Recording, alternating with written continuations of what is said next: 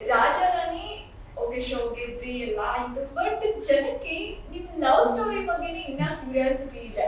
So ಹೇಗ್ ಶುರು ಆಯ್ತು ಏನು ಅಂತ ನಾನು ಒಂದಿಷ್ಟು ನಿಮ್ದು ಕಾಮೆಂಟ್ಸ್, ನಿಮ್ ಪರ್ಫಾರ್ಮೆನ್ಸ್ಗೆ ಕಾಮೆಂಟ್ಸ್ ಹಾಕ್ದವ್ರನ್ನ ಅದೇ ನೋಡ್ತಾ ಇದ್ದೆ.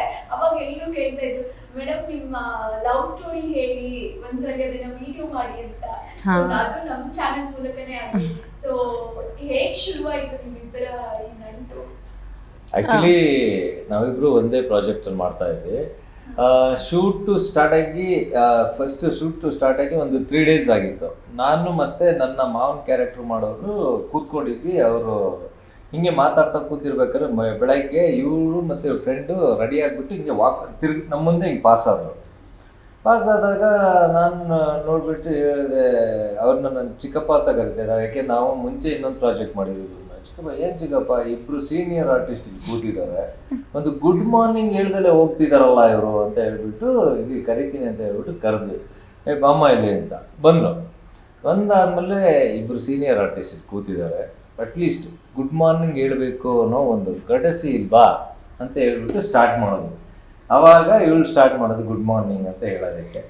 ಅದು ಹೇಗಾಯಿತು ಅಂದರೆ ಹೋಗ್ತಾ ಅವಳು ಶಾರ್ಟಲ್ಲಿ ಇದ್ದಾಗ್ಲೂ ಟೇಕಲ್ಲಿ ಇದ್ದಾಗ್ಲೂ ನಾನು ಹಿಂಗೆ ಅಂದರೆ ಕೈ ಎತ್ತಿದ್ರೆ ಸಾಕು, ಟೈಮ್ ನೋಡಿಬಿಟ್ಟು ಗುಡ್ ಮಾರ್ನಿಂಗಾ, ಓಕೆ ಗುಡ್ ಮಾರ್ನಿಂಗು, ಇಲ್ಲ ಟೈಮ್ 12 ಆಗಿತ್ತಾ, ಗುಡ್ ಆಫ್ಟರ್ನೂನ್, ಗುಡ್ ಈವ್ನಿಂಗ್, ಈ ಥರ ಹೇಳ್ಕೊಂಡು ಬರೋದಕ್ಕೆ ಸ್ಟಾರ್ಟ್. ಒಟ್ಟು ರ್ಯಾಗಿಂಗ್ ಮಾಡ್ಕೊಂಡೇನೆ ನನ್ನ ಪರಿಚಯ ಮಾಡ್ಕೊಂಡಿದ್ದು. ನಾನು ಹೊಸಬ್ಳು ಆ್ಯಕ್ಚುಲಿ ಇಂಡಸ್ಟ್ರಿಗೆ. ಫಸ್ಟ್ ಟೈಮ್ ಇವ್ರನ್ನ ನೋಡಿದ್ದು ಅದೇ ಸೆಟ್ಟಲ್ಲಿ. ವಿಲನ್ ಥರ ಇದನ್ನೆಲ್ಲ ಇವನು ಅಂದ್ಕೊಂಡಿದ್ದೆ ನಾನು. ನನ್ನ ಅತ್ತೆ ಮಗನ್ ಕ್ಯಾರೆಕ್ಟರ್ ಮಾಡಿದ್ದು ಜೀವ ಹೂವಾಗಿದೆ ಸೀರಿಯಲ್, ಸ್ಟಾರ್ ಸುವರ್ಣದಲ್ಲಿ ಬರ್ತಿತ್ತು. ಸೊ ಹಾಗಾಗಿ ಅಲ್ಲಿ ರ್ಯಾಗ್ ಮಾಡೋಕ್ಕೆ ಸ್ಟಾರ್ಟ್ ಮಾಡಿದ್ದು.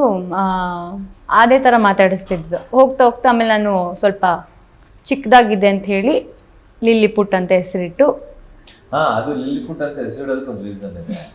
ಒಂದಿನ ಹಿಂಗೆ ಅದು ಸ್ವಲ್ಪ ಹಿಂಗೆ ಪರಿಚಯ ಆಯಿತು. ಹಿಂಗೆ ಮಾರ್ನಿಂಗ್ ಮತ್ತೆ ಶೂಟಿಗೆ ಹೋಗ್ತೀವಿ, ಲೊಕೇಶನ್ಗೆ ಹೋದಾಗ ಸ್ಕರ್ಟ್ ಹಾಕೊಂಡು ಟುಕು ಅಂತ ಓಡಾಡ್ತಾರೆ. ಯಾವ್ದಿದು ಹಿಂಗೆ ಓಡಾಡ್ತಾ ಇದೆ ಅವಳೆ ಲಿಲ್ಲಿಪುಟ್ ಥರ ಅಂತ ಹೇಳ್ಬಿಟ್ಟು ಅವಾಗ ಅವಳಿಗೆ ಹೆಸರಿಟ್ಟಿದ್ದು ಲಿಲ್ಲಿಪುಟ್ ಅಂತ. ಇವಾಗ್ಲೂ ನನ್ನ ಮೊಬೈಲಲ್ಲಿ ಅವಳ ಹೆಸರು LP ಅಂತಾನೆ, ಲಿಲ್ಲಿಪುಟ್ ಅಂತಾನೆ ಸೇವ್ ಮಾಡ್ಕೊಂಡಿದ್ದೀನಿ. ನಿಮ್ಗೆ ಯಾವಾಗ ಸ್ಪಾರ್ಕ್ ಆಯ್ತು ಅಂದ್ರೆ ಇವ್ರು ನನ್ನ ಲೈಫ್ ಪಾರ್ಟ್ನರ್ ಆದ್ರೆ ಚೆನ್ನಾಗಿರುತ್ತೆ ಅಥವಾ ಮೇಘ ನನ್ನ ಲೈಫ್ ಪಾರ್ಟ್ನರ್ ಆದ್ರೆ ಚೆನ್ನಾಗಿರುತ್ತೆ? ನನಗೆ ಇವರು ಸೀರಿಯಲ್ ಸ್ಟಾರ್ಟ್ ಆಗಿ 2 monthsಗೆ ಪ್ರಪೋಸ್ ಮಾಡಿದ್ದು. ಸೊ ನಾನು ಅವಾಗಿನ ಯೋಚನೆನೂ ಮಾಡಿರಲಿಲ್ಲ, ನಂಗೆ ಇದೆಲ್ಲ ಸೂಟ್ ಆಗಲ್ಲ ಬೇಡ ಅಂತಲೇ ಇದ್ದಿದ್ದು. ಅದಾದಮೇಲೆ ಒಂದು 6 months ಟೈಮ್ ತೊಗೊಂಡೆ ಒಪ್ಕೊಳ್ಳೋಕ್ಕೆ. ಆ 6 months ಟೈಮಲ್ಲಿ ಮನೆಯಲ್ಲಿ ಗಂಡು ನೋಡ್ತಾಯಿದ್ರು, ಹುಡುಕ್ತಾಯಿದ್ರು. ಬಂದವರೆಲ್ಲ ಏನು ಹೇಳ್ತಿದ್ರು ಅಂದರೆ, ಸೀರಿಯಲ್ ಮಾಡ್ತಾರಾ, ಡಾನ್ಸಾ, ಇದೆಲ್ಲ ಬೇಡ, ನಮ್ಮ ಮನೆಗೆ ಬಂದಮೇಲೆ ಸಾಕು, ಇಷ್ಟು ವರ್ಷ ಮಾಡಿದಾಳಲ್ಲ, ಇನ್ನು ಮನೆಗೆ ಬಂದಮೇಲೆ ಮನೆ ಅಷ್ಟೇ ಸಾಕು ಅಂತಿದ್ರು. ನನಗೆ ಸೀರಿಯಲ್ ಬಿಡೋಕ್ಕೆ ಇಷ್ಟ ಇಲ್ಲ, ಡಾನ್ಸ್ ಬಿಡೋಕ್ಕೆ ಇಷ್ಟ ಇಲ್ಲ. ಸೊ ಹಾಗಾಗಿ ಅದನ್ನೆಲ್ಲ ಯೋಚನೆ ಮಾಡಿದೆ. ಸೊ ಬರೋರೆಲ್ಲ ಹಿಂಗೆ ಹೇಳ್ತಿದ್ದಾರಲ್ಲ, ಹಿಂಗೆ ಮುಂದೆ ನಂದು ಫ್ಯೂಚರು, ಇದನ್ನು ಇಷ್ಟಪಟ್ಟು ಬಂದ್ಬಿಟ್ಟಿದ್ದೀನಿ. ಅದಕ್ಕೆ ಯೋಚನೆ ಮಾಡಿದೆ.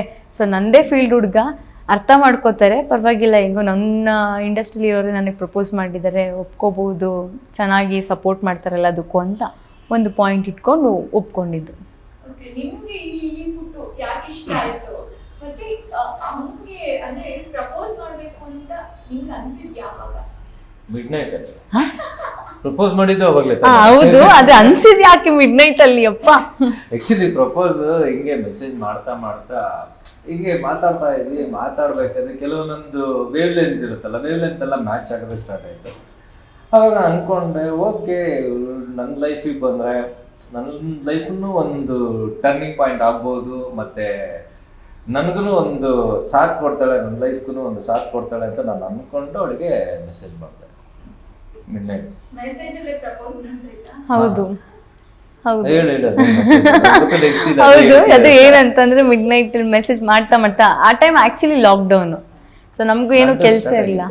ಸ್ಟಾರ್ಟ್ ಆಗಿತ್ತು ಲಾಕ್ಡೌನ್ ಟೈಮಲ್ಲೇ ಮೆಸೇಜ್ ನಡೀತಿದ್ದು.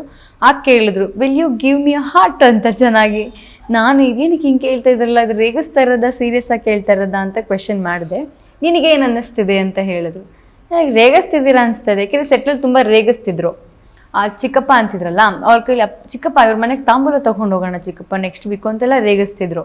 ಹೆಣ್ಣು ಕೇಳೋ ಶಾಸ್ತ್ರ ಮಾಡೋಣ ಅಂತೆಲ್ಲ. ನಾನು ಅದೇ ಥರ ರೇಗಿಸ್ತಿದ್ದಾರೆ ಅಂದ್ಕೊಂಡೆ. ಆಮೇಲೆ ಇಲ್ಲ ಸೀರಿಯಸ್ ಆಗಿ ಅಂತ ಹೇಗೆ ಗೊತ್ತಾಯಿತು. ಅದಾದ್ಮೇಲೆ ನಾನೇನು ಅಷ್ಟು ರೆಸ್ಪಾನ್ಸ್ ಮಾಡೋಕ್ಕೆ ಹೋಗಲಿಲ್ಲ. ಒಂದು 6 ತಿಂಗಳು ಟೈಮ್ ತೊಗೊಂಡು ಆಮೇಲೆ ಇವರು ಏನು ಜಾಸ್ತಿ ಕೇಳೋಕ್ಕೆ ಹೋಗಲಿಲ್ಲ ಆ ಟೈಮಲ್ಲಿ.